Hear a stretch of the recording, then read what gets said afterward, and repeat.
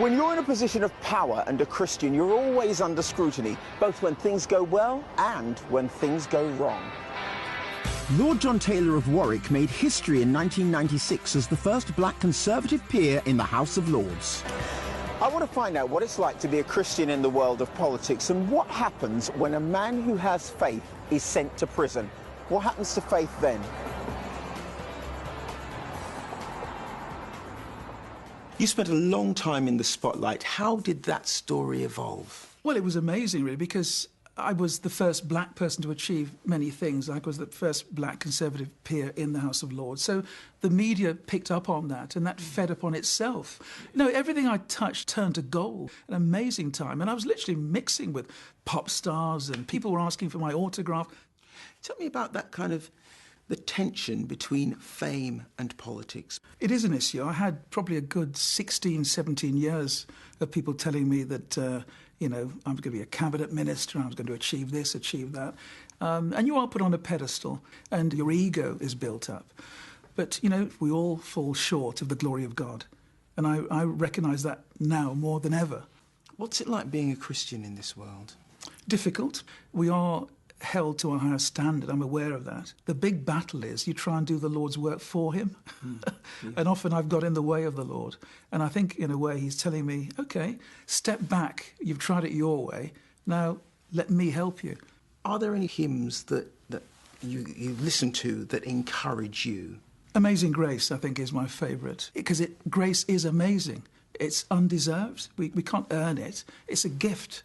And that gift was given to us literally 2,000 years ago.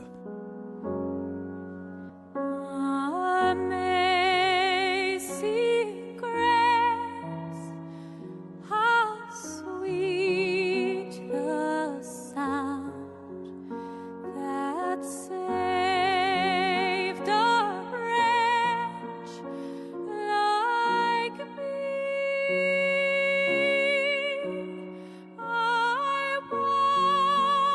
Was lost, but now I'm found.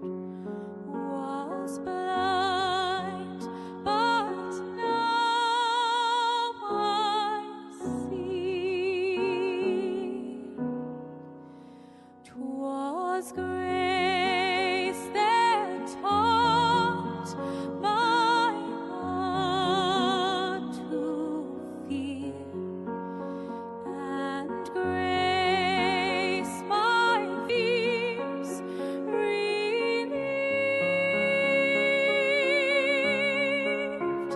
How precious did that grace appear, the hour I first believed. When we've been here 10,000 years, bright shining as the sun, we've no less days to sing God's praise than when we first begun.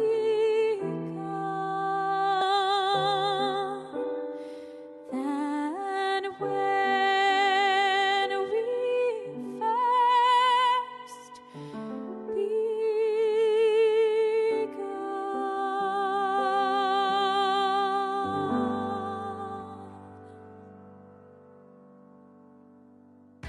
As well as a rising political star, Lord Taylor became a TV presenter and media pundit.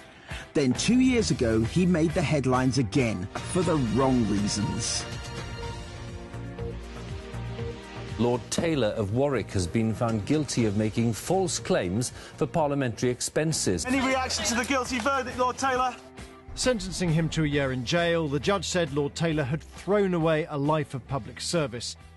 Well, it was shock. I actually wasn't expecting that verdict. And, of course, you feel as if your world has crashed. And I remember saying to God, well, what now? What do you want of me? And I believe he said to me, faith.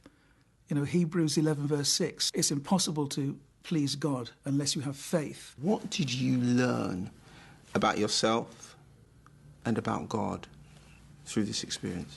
I know he can use me because I've been through a tough time. If you look at the Bible, it's a story of failures. You know, David was a great leader, but he failed in many ways. But God used these men despite their failures.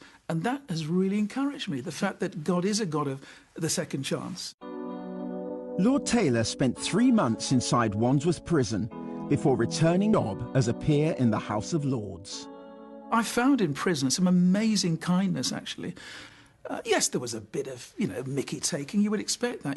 Does my lord want claret with your dinner? And, that's fine. And you laugh, you go along with that. Did you ever feel going in as though you had somehow been a bad rep for God, done bad PR for God? I think that's my biggest problem, actually. And I'm still wrestling with that because it's easy then for people to say, call himself a Christian, look what happened to him. I felt I'd let God down. But I believe he's reassured me that I can never let him down because it's not over. He is going to use the experience I've been through for something good. Has this difficult experience changed your perception of fame and faith? What it's done, it's reinforced it, that fame is fickle. It really is. I mean, fame is not something to strive for because you can be up one day and down the next. You can use, but try and use it for good, not just to massage your ego. In terms of faith, there's no doubt it's emphasised even more to me that faith is vital. And I feel that God is toughening me up in many ways, perhaps through the experiences I've been through.